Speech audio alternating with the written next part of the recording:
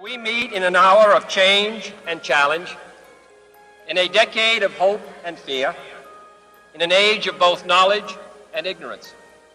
The greater our knowledge increases, the greater our ignorance unfolds. No man can fully grasp how far and how fast we have come.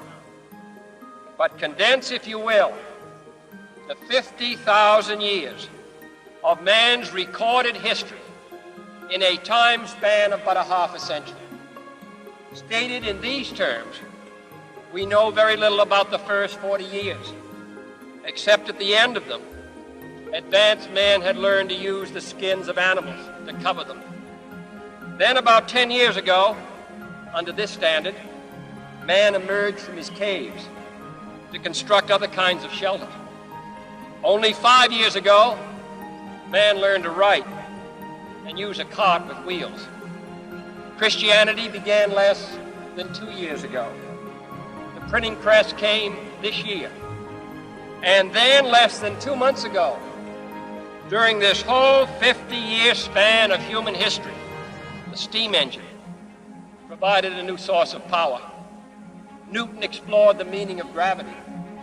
Last month, electric lights and telephones and automobiles and airplanes became available.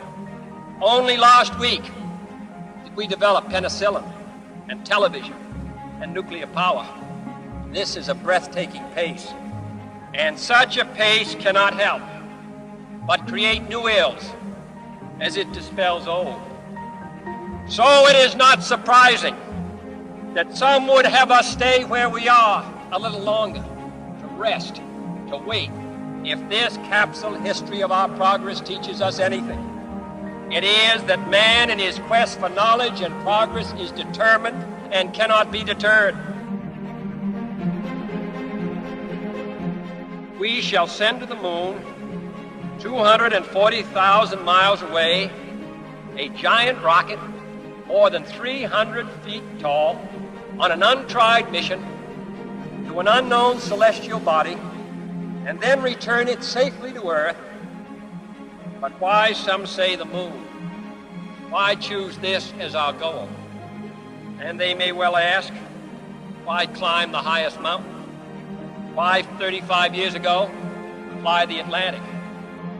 We choose to go to the moon. We choose to go to the moon.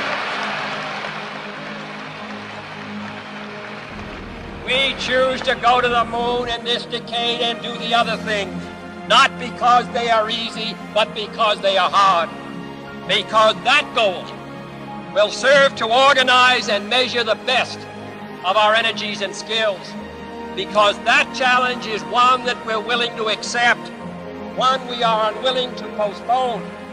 And therefore, as we set sail, we ask God's blessing on the most hazardous and dangerous and greatest adventure on which man has ever embarked.